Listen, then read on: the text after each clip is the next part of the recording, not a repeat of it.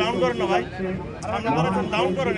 আন্তর্জাতিক মাতৃভাষা দিবস 2026 কেন্দ্রীয় সংবিধানে মহান ভাষাগুরুদের প্রতি শ্রদ্ধা মহামান্য রাষ্ট্রপতি, মাননীয় প্রধানমন্ত্রী ও রাষ্ট্রের গুরুত্বপূর্ণ ব্যক্তিবর্গ।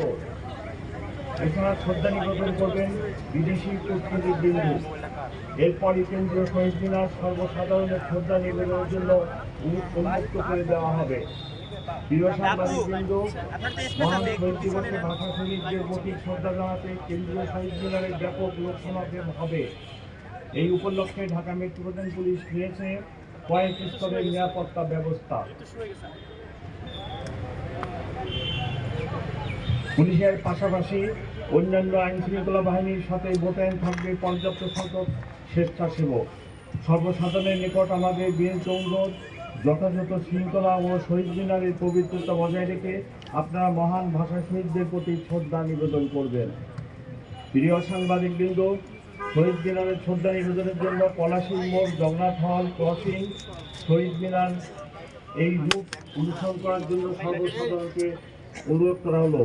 শহীদ মিনারে শ্রদ্ধা নিবেদনের জন্য পলাশী মোড়, জগন্নাথ হল, ক্রসিং, শহীদ মিনার এই রুট অনুসরণের জন্য সর্বসাধারণকে অনুরোধ করা হবে।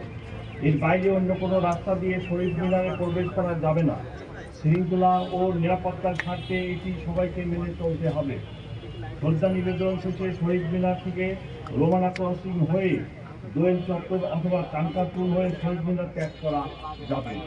মহামান্য রাষ্ট্রপতি, মাননীয় প্রধানমন্ত্রী ও রাষ্ট্রের গুরুত্বপূর্ণ ব্যক্তিবর্গের শ্রদ্ধা নিবেদন রাত আনুমানিক 12:40 দিকে শহীদ মিনার সর্বসাধারণের জন্য উন্মুক্ত করে দেওয়া হবে। ততক্ষণ সকলকে শৃঙ্খলার সাথে ধৈর্য ধারণ করার জন্য বিনীত অনুরোধ করা হবে।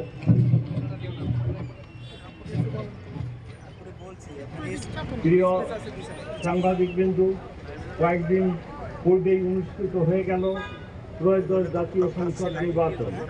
আপনারা দেখেছেন অত্যন্ত সুন্দর এবং সুশৃঙ্খল পরিবেশে জনগণ ভোট কেন্দ্রে এসে ভোটাধিকার প্রয়োগ করেছে। কোথাও কোনো নিরাপত্তা সংখ্যা ছিল না। অমর 21-এর অনুষ্ঠানেও কোনো নিরাপত্তা সংখ্যা নেই।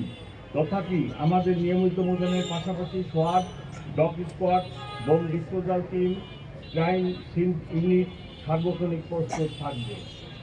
এছাড়া গোয়েন্দা নজরদারি সহ সাইবার মনিটরিংও জোরদার করা হবে।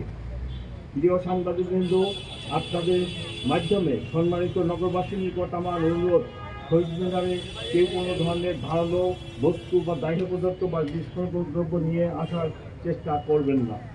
সবাই নির্দিষ্ট রুট অনুসরণ করে শহীদ মিনারে প্রবেশ করবেন এবং নির্দিষ্ট রুট অনুসরণ করে প্রস্থান করবেন। আপনারা শ্রদ্ধা নিবেদন শেষ হলে অন্যকে সুযোগ দিন এবং শৃঙ্খলা বজায় রাখুন।